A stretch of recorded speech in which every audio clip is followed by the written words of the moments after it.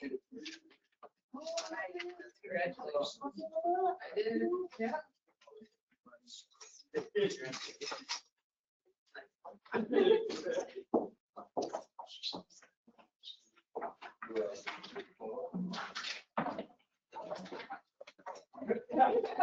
We got to step up. So we know. Mr. Roby, that takes us on to 4B, which is another presentation. I'll let you do the introduction there if you would. Yes, thank you, Mr. Mayor. Members of council, as council will recall, earlier this spring, City Council authorized the execution of an agreement with ABDO to perform a classification and compensation study for the city. The last study the city did was in 2020. A lot has changed in the economy and in market dynamics since that time. Staff had a kickoff with the ABDO team about 2 weeks ago now.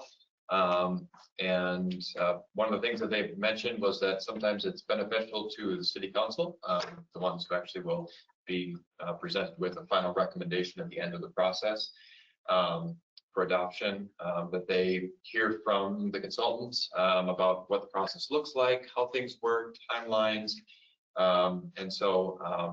Leah Davis is here from ABDO. Leah has supported the city through a number of projects, I guess, over the years.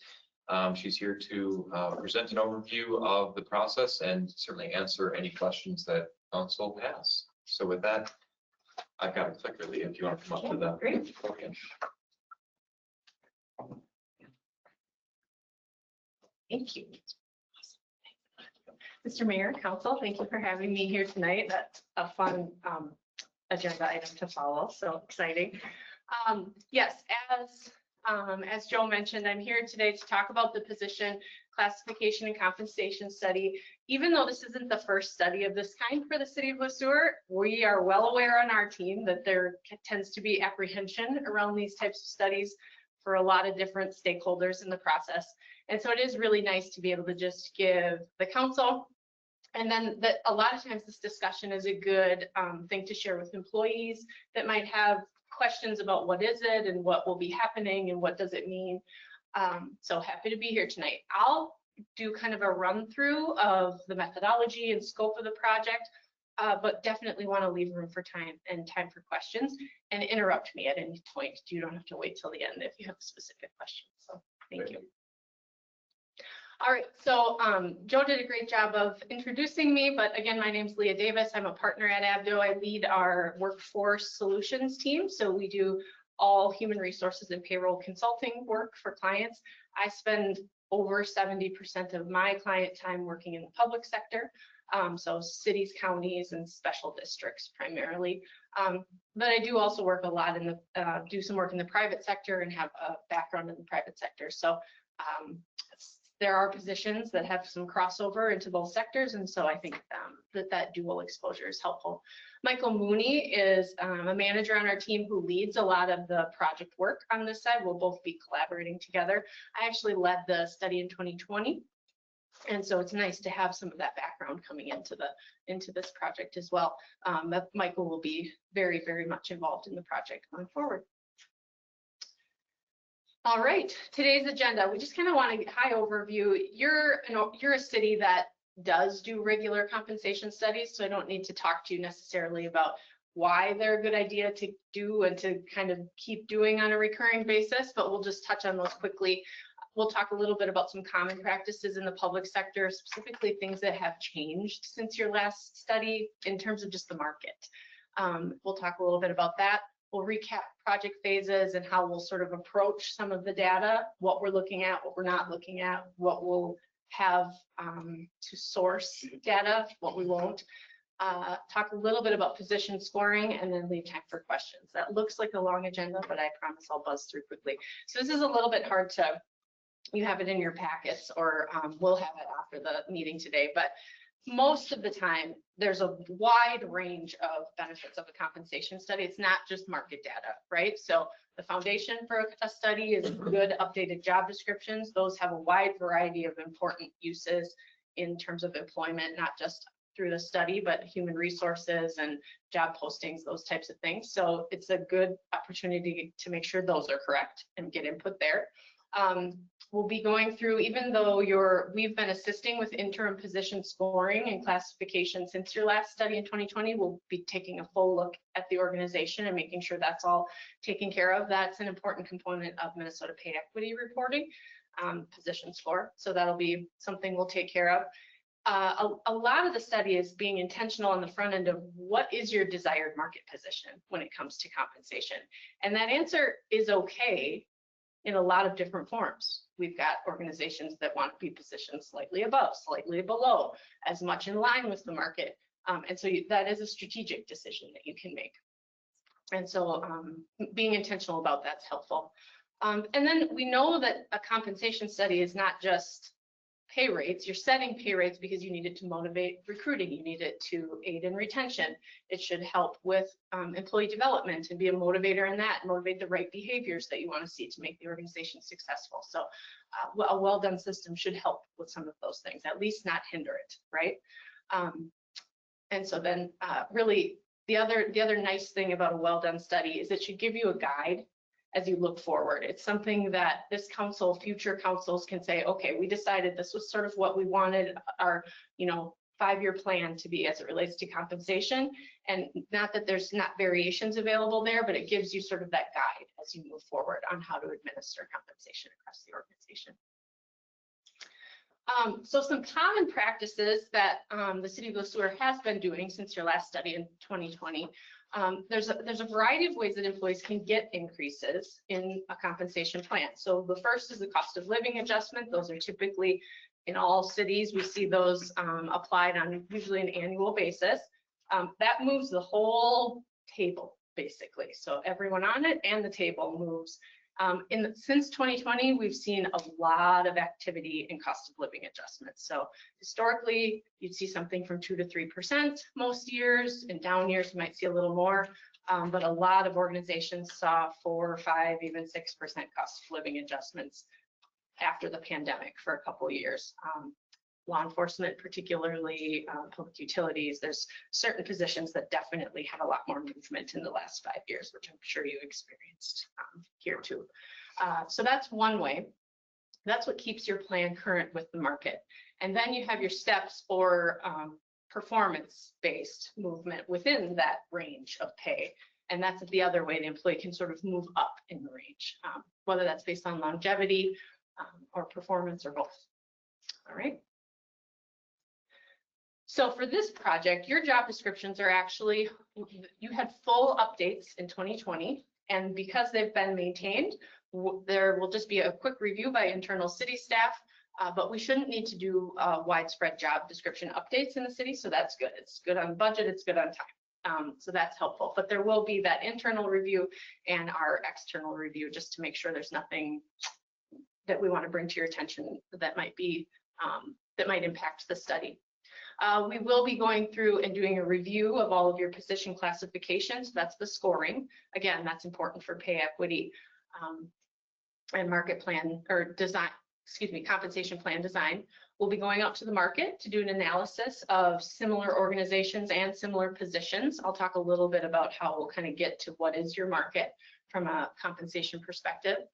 Then we'll be essentially recalibrating your current plan design. So soliciting input from leadership on what seems to be working, what behaviors is the plan currently motivating, or what behaviors would you like it to motivate more, and how's it been working in real life, essentially, and do we need to make any tweaks to the structure and the design to get you the outcomes that you want. We would never recommend anything that hasn't been tested for Minnesota pay equity compliance, and then we'll be bringing back some findings and recommendations, including detailed implementation cost analysis. So if these, whatever the recommendations are, you will have a very good, reliable estimate of what it would take to implement year 1, year 2. Any questions on scope? All right. Where will the data come from? That's a big question for a lot of people. So when we talk about who are your comparable cities, We'll be looking, we can start with casting a wide net and then narrowing it in based on important criteria.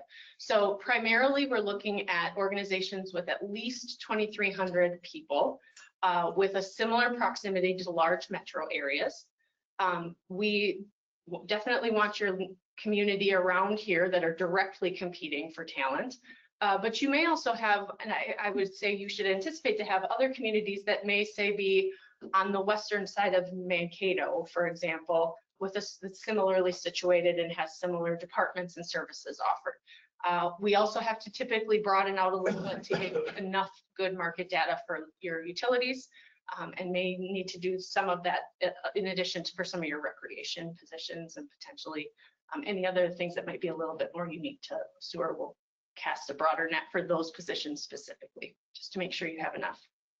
We'll be using, where we can, the 2026 League of Minnesota Cities census data. If there are any organizations in your comparable group that did not respond to the survey, we'll be doing direct surveys to them to try to solicit that information. Hopefully they'll share it with us.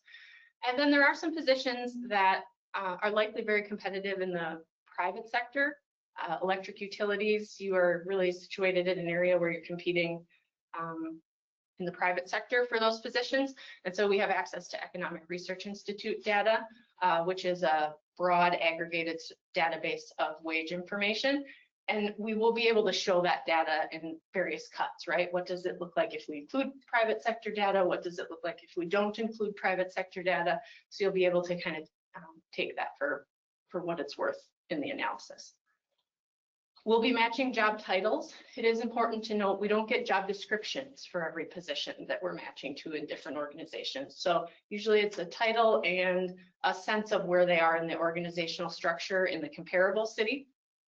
We'll also be looking at wage minimums and maximums. Some providers just look at averages and then kind of build out a range. We want to know what the actual range is. What is the average minimum? What is the average maximum? So that you can align with real ranges in the market as opposed to sort of artificially calculated ranges.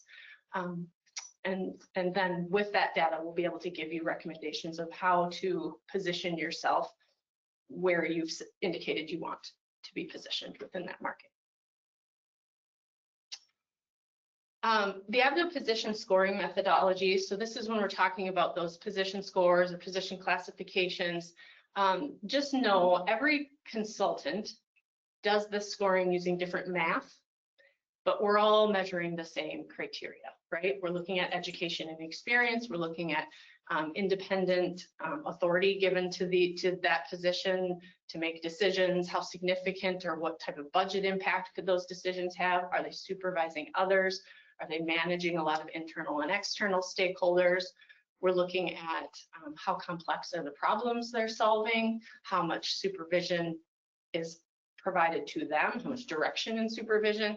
And then we're also factoring in things like, are they exposed to the elements or unique hazards or those types? Is there a lot of physicality to the work? So as I said, that position scoring might be different from provider to provider. We might score one position in the city of Le Sueur at 250, and that same position down the road with another provider might be 300, and that's okay as long as it makes sense within the context of your organization. I'm sorry, when you say another provider, who's the provider? Another consultant that provides compensation studies. So you probably received multiple proposals for the work. Any one of them would have used their own sort of math for the scoring. Yep. And it's really all about how the positions stack up within from highest to lowest. It doesn't matter as much if it's a 250 or a 275. Yes, that's a great question. Yep. Okay. Any questions on that? There tends to be a lot of heartburn about position scoring in these studies. What's important to note is you have to have a score because it's part of compliance with Minnesota pay equity. But at the end of the day, we're going to calibrate your compensation structure to align with the market, right? So if a position is scored at 245, that's fine. It still needs to align with the market in a reasonable way. And so that's what that market study calibration is. We don't want people to be worried about was I 245 or 250. Whether in either case, we want that position to line up with the market appropriately. Any questions there? Yeah, I have a question Yeah. about the terminology of pay equity. Yes. Is that a new? or- No. The state of Minnesota in the 1970s passed regulations. The high level, it's a statistical analysis that every city is required to submit reports every 3 years. And the state, basically, you're listing every position you have in the city, whether it's a female position, a male position, or a balance. So is it primarily female incumbents, male incumbents, or is it 50-50 essentially? And what the state is looking for is that if there are any sort of similarly situated female positions with male positions, they need to be paid equitably if they're similarly situated based on that position score that measures job impact, education and experience, those types of things. So, excuse me, but Joe, didn't we just do a pay equity thing? Didn't we do that already? We did, so we reported at the end of 2025, and one of the findings from that was that there are some areas that we need to address because we're out of alignment with our 2025 pay equity score based upon our the gender, the genders, that's what I'm looking for.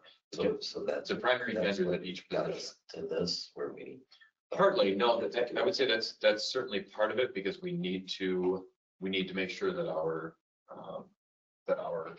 classification system and compensation system will pass pay equity. So we have to, once this is done, we will share the results of this with the state pay equity office.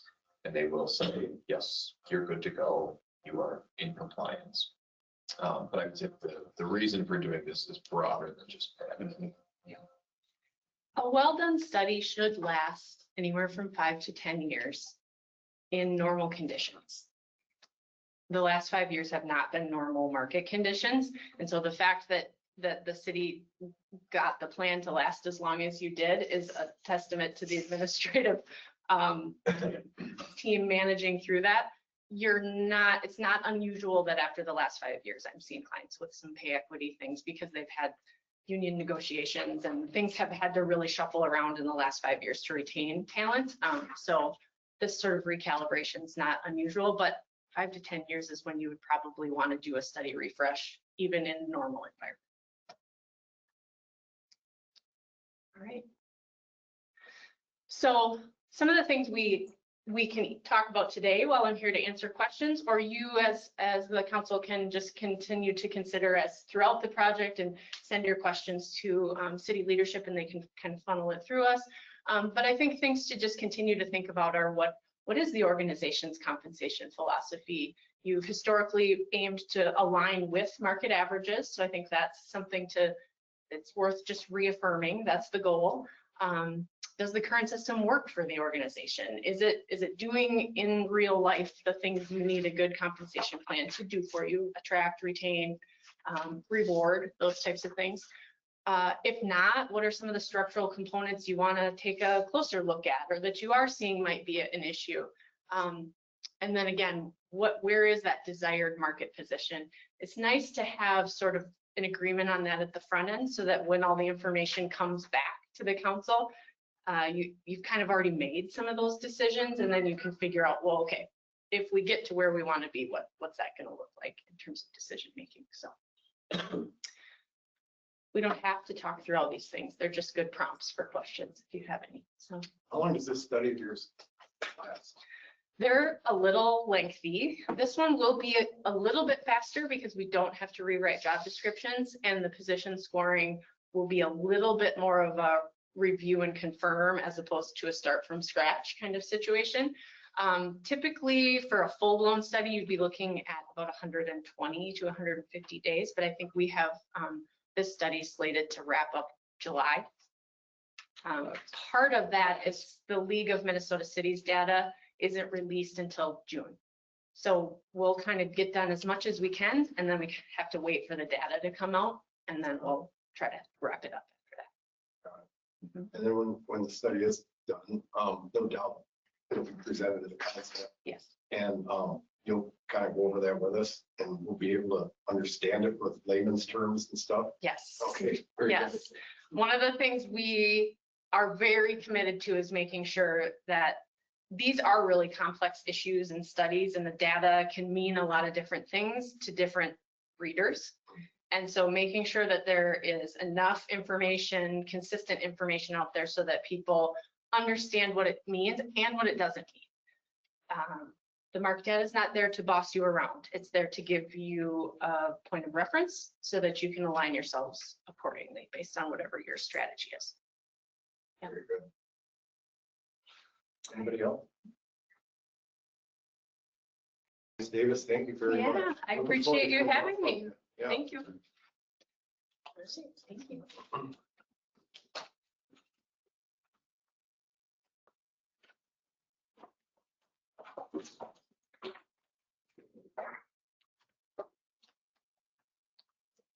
Well, that's it. That'll take us on to the consent agenda. All items on the consent agenda are considered routine and made available at the city council at least 2 days in advance of the meeting. These items will be enacted one motion. There will be no separate discussion of these items unless a council member or citizen so requests.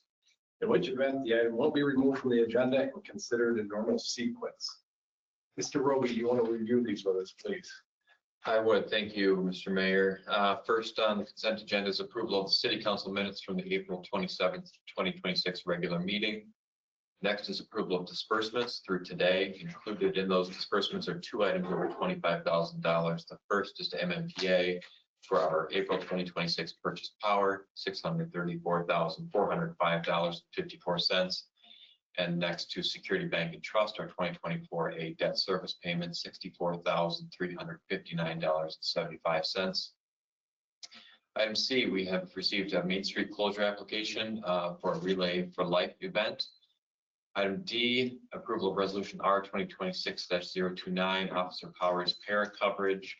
And item E, approve resolution R 2026-030, Officer Jake Schneider para coverage. Thank you. Anybody have any questions regarding tonight's consent agenda?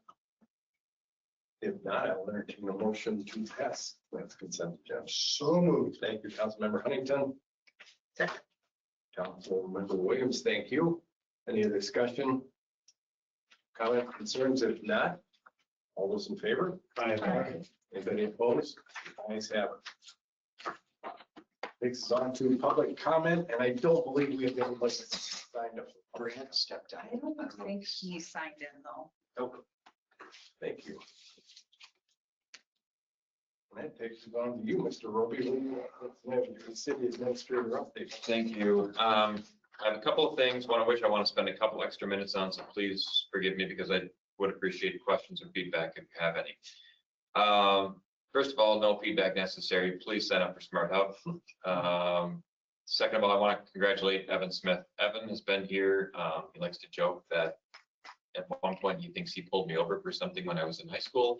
When he was working here, I deny that vehemently. I don't ever recall being pulled over as a high schooler, specifically by him, but it's possible. But really happy for Evan. He's been a fixture in this community for a long, long time, and he'll do great things as a sergeant. So we're very fortunate to have him. As council will recall from 2025, the city council voted to extend our agreement for refuse and recycling services with Waste Management the 1 extra year that the contract allowed. As such, we have issued a new RFP for a new contract. We expect proposals to come back from waste haulers in June, and then staff will evaluate the proposals as they come in, bring them forward to city council. Council can decide whether to vote outright on who to enter into a contract with. You can certainly choose to interview proposers or waste haulers if you like. So as soon as those come in, we'll bring a summary back to city council and ask for council guidance on what you would like to do next. We'd be looking at a new long-term contract starting January 2027. What's the long term? Minimum of 3 years for sure. It's a logistical challenge, I think, mostly for residents to have a waste hauler change more frequently than that. Pricing can be a little bit better. You can get pricing guarantees for longer than 3 years. 5 years is not unreasonable. Our last contract with Waste Management was 5 years with a possibility of a 1-year extension. We have a meeting, staff have a meeting later this week with the Giant Days Committee because that will be here before we know it. Just to talk about logistics for this year's festival. We have a transit meeting tomorrow in St. Peter, a planning commission meeting on Thursday. And note that our next meeting for council will be Tuesday, May 26th, due to a conflict with the Memorial Day holiday. That meeting, along with the EDA meeting, will be Tuesday the 26th here at the fire hall. And last thing, Safe Routes to School. So Safe Routes to School program is a nationwide program that the city of Sueur has participated in before. MnDOT runs the program here in the state of Minnesota and provides for engineering programmatic support to improve safety for kids coming to school and going home or to daycare or to work after school. We had an internal kickoff with the county statewide health improvement partnership, LSH, St. Anne's School, and city staff. City of Sueur had a plan back in 2014 to improve safe routes to school within the community. That plan worked really well. It provided not only opportunities for grant dollars to fund additional sidewalks and improved sidewalks and crosswalks at the schools at the time, St. Anne's School and Park Elementary, but also some programs, projects, and improved communication with between the schools and parents. With the new elementary school and numerous noted concerns over parking, pedestrian and vehicle traffic congestion, we would like to do a new plan in partnership with LSH Elementary, Middle School, High School, and St. Anne's School. And so, like I said, we had a kickoff last week to talk about what a plan might look like. The plan we had before, again, worked really well for us. But now that the new elementary school is in place, and it's been in place for a little over a year now, about a year and a half, some of the things that we thought might shake themselves out, some of the problems and challenges haven't really. They've become more just practice. So we'd like to do a new plan. So we had just a quick stakeholder kickoff. The project ultimately would involve not only the city and school district, but also Region 9, the SHIP coordinator at the county engineer's office, because we now have upwards of 1,000 students at one intersection of 2 county roads at Kingsway and Ferry. And so from an engineering standpoint, we need to run any potential proposals past the engineer. Typically when these plans are being formulated, they involve broader stakeholder input, so parent surveys, community involvement. If we go ahead with a project like this, there would likely be a city council representative, school board representative on the committee, parents represented, other community members. So we've received a proposal from Region 9. Region 9 did the last study in 2014, and they do quite a few of these regionally. They did one in Waterville for the Wenham School District a couple of years ago. A proposal from Region 9 to do a study starting at the end of this summer, early school year. I've reached out to our partners at the County Statewide Health Improvement Program to see if they would be willing to sponsor that plan for us. These plans are not free. They involve a lot of time and effort, traffic studies and analysis in order for Region 9 to do it.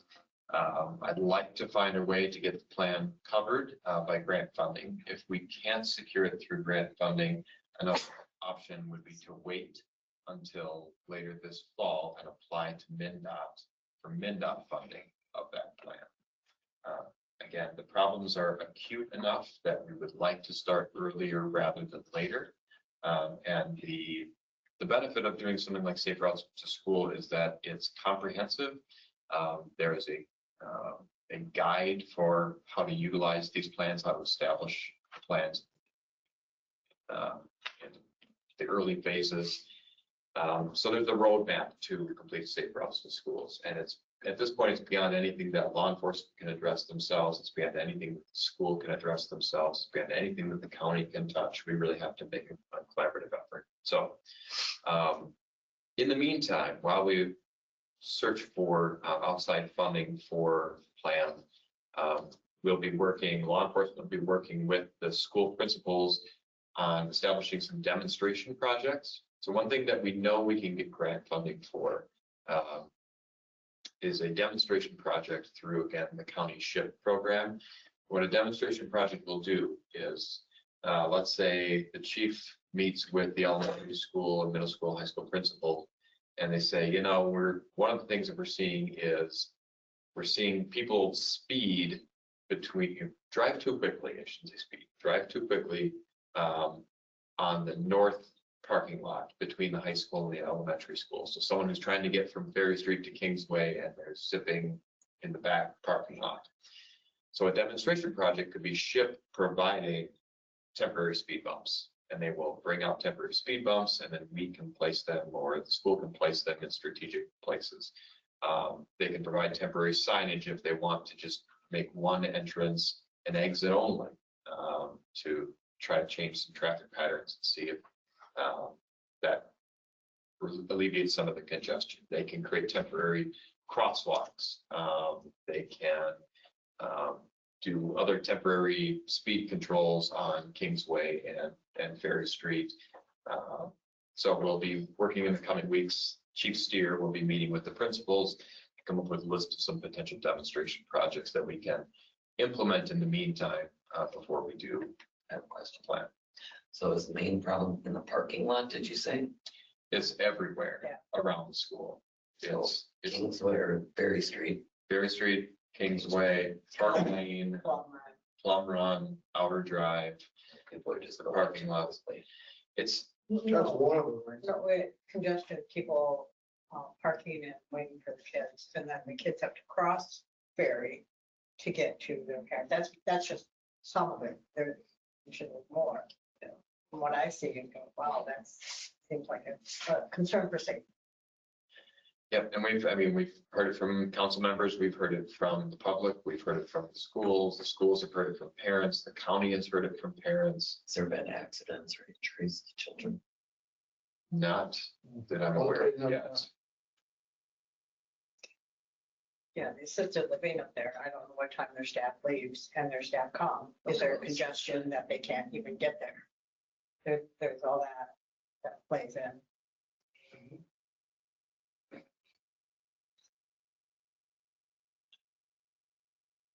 Any comments, questions on that? All the schools are all lumped together, so they're all in the same spot now. Yes, and even for the school like St. Anne's benefited when we did some sidewalk improvements back in 2015, 2016, 2017, because sidewalks better connected Park and St. Anne's at the time because they were doing a lot of co-educational things, and it improved the sidewalks so that the students could walk back and forth between schools. And now city's added a trail to connect to Kingsway to St. Anne's School, added a trail north out of on North 4th Street. That's a benefit, but even things like circulation within parking lots. St. Anne's seemed to figure that out on their own, but it's still kind of a mess. And it will also address things like nights like tonight, where there might be school activities at St. Anne's and also baseball games at the park. Those are privately owned ball fields that are used by the public. And so the Safe Routes to Schools looks beyond the school property into how are all of our kids getting to and from school, recreation, and programming, and what can we do better? We heard at our kickoff stakeholder meeting last week that the public elementary, they have students walking, some students are walking at least a mile to school, and then there are high schoolers who are walking close to 2 miles. And part of this is, Like willingly, they want to. well, I don't know if it's willingly, the school has also changed their busing policy in the last year, I think. Yeah, The last year. busing in town. There's very, very limited busing in town anymore. And so more kids are having to walk. So, E-bikes or bikes or yes, whatever they're. and Park School was surrounded by sidewalks. The new elementary school is not. So we have a situation now where we have more kids walking to school. And in some ways, we have more robust trail system, but not at this specific location. And we don't control the roads at the public school anymore. Like at Park School, the city controlled most of those streets and sidewalks. And here they're county roads. And we do have a good partnership with the county. So we don't anticipate any concerns, but they'll provide us honest feedback about what we can and can't do to make that better. But it's a real challenge.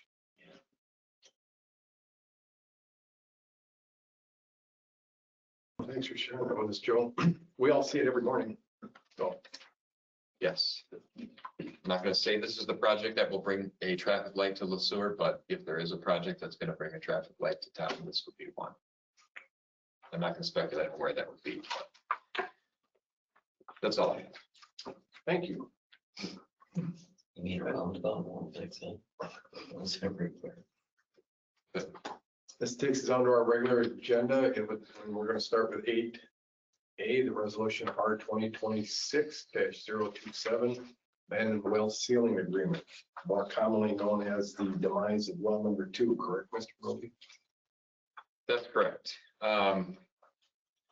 So this is actually not the first project that the county has done in the city limits to use state grant funds to seal a well. In 2025, the EDA entered into a similar agreement with Sueur County to seal an observation well up on EDA property along 169 that needed to be sealed before the EDA sold that property. The city has, and it's included in the packet, and it's a long read, but it's important reference for tonight. The city has a number of years ago developed a wellhead protection plan, and the state of Minnesota has a wellhead protection program, which is simply put designed to protect our groundwater supply. So we draw all of our drinking water, usable water out of aquifers. And so as part of that, cities establish wellhead protection programs to protect the existing groundwater and future groundwater supplies. And one of the actions we can take is identify old or abandoned wells, no longer needed, no longer used, and make sure that they're sealed properly. And as you can imagine, the state of Minnesota, the Department of Health, which manages the sealing of wells, tracking to make sure that the groundwater supply is healthy and maintained, has a very specific set of regulations around what constitutes a properly sealed well and what kind of well maybe was sealed in quotation marks, but not properly sealed to state standard, so that toxins or other things may leach into the groundwater. So one of the things that our water department staff have done over the last several years as part of the wellhead protection program is identify abandoned wells and then seek funding for sealing of those wells. And Sueur County is the driver of these projects. They were the driver of the EDA well sealing project, and they're the driver of this project. There are two production wells that were drilled, one in 1924 and one in 1942 by the Green Giant Company down on North Commerce Street.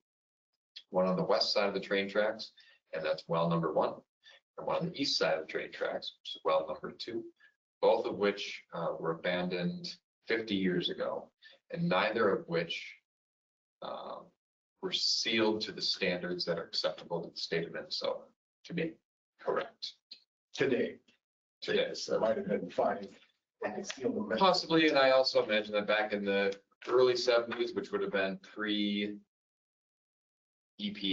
there probably weren't state standards or federal standards that guided the sealing of wells.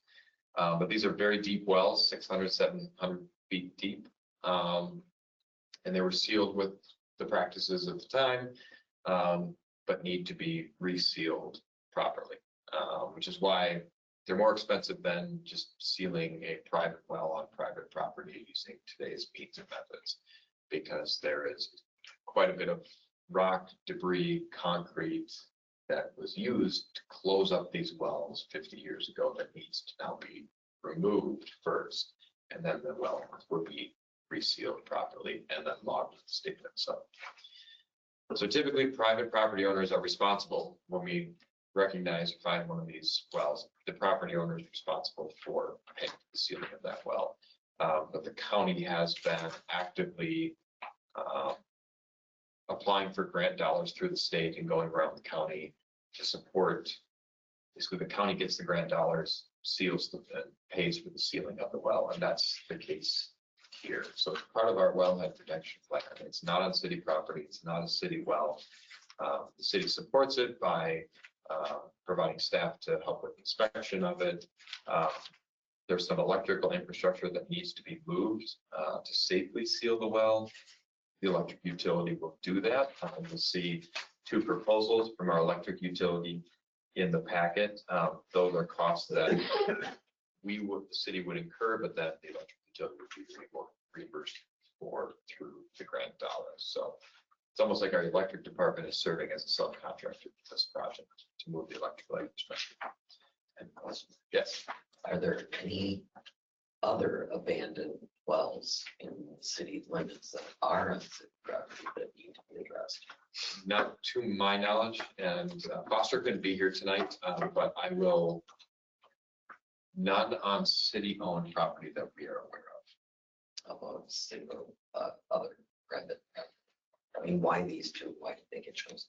These two because they were identified.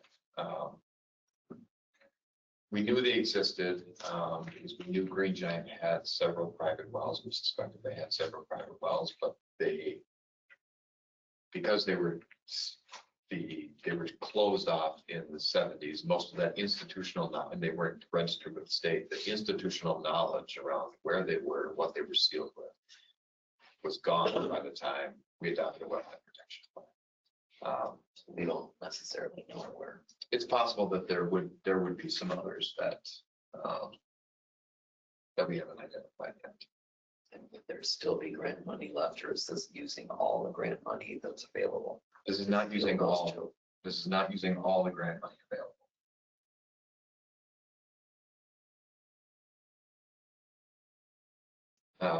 So the obligation here is the county asks that, the county will run the project. They will pay all the invoices just like they did for other projects.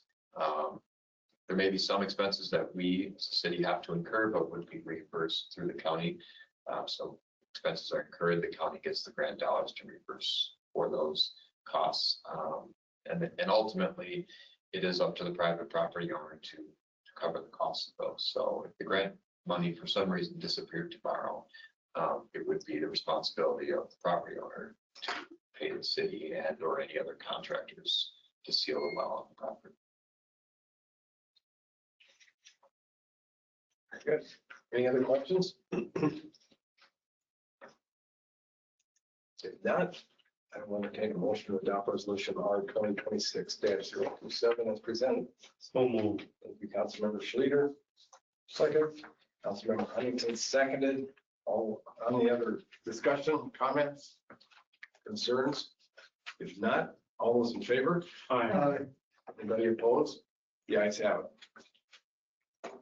This takes us on to reports and items of appreciation. Council members, this is your opportunity to share what's going on in your community, what's going on with your commissions, and Mr. Huntington, we will start with you. Holy buckets. I only got one. I guess I wanted to say a special thanks to two people on the city staff, Joel Schmidt and Shane Meyer. Last week, I had the opportunity to work with them, and they took me around the city and showed me the streets and how they graded them and what needs to be repaired, what is okay, everything else. And I learned a lot from them for 2.5 hours traveling around the city, thinking that a lot of roads were really bad, but the ones I thought were really bad were livable. And got quite an education. And I thank them both for taking me around. That's it for me. Thank you for taking advantage of that invitation. So, Councilmember Nelson. Nothing new, just have the meeting tomorrow and Thank you. Councilmember Schleter. one item since our last meeting on Thursday, the 30th. Myself, Administrator Roby, Zoning Administrator Nielsen, and Planning Chair Krogman had a meeting with the City of New Ulm on alternative housing strategies that we can possibly include in future comprehensive plan meetings. And I thought the meeting went very well. Also, I want to say congratulations to Sergeant Smith. Thank you. Thank you. Councilmember Smith. I attended a county and a budget meeting last week. I also did a ride along with the street department and learned how they prioritize the maintenance of our streets. It was very, very informative. I would like to thank the workers that worked at citywide cleanup. They did an amazing job and it moved very, very smoothly.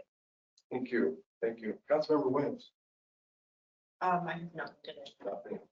I have nothing either, other than I want to wish everybody a great Memorial Weekend. It kicks off summer. Have a safe summer. And with that, I will ask for a motion to dismiss this meeting. So moved. All those in favor?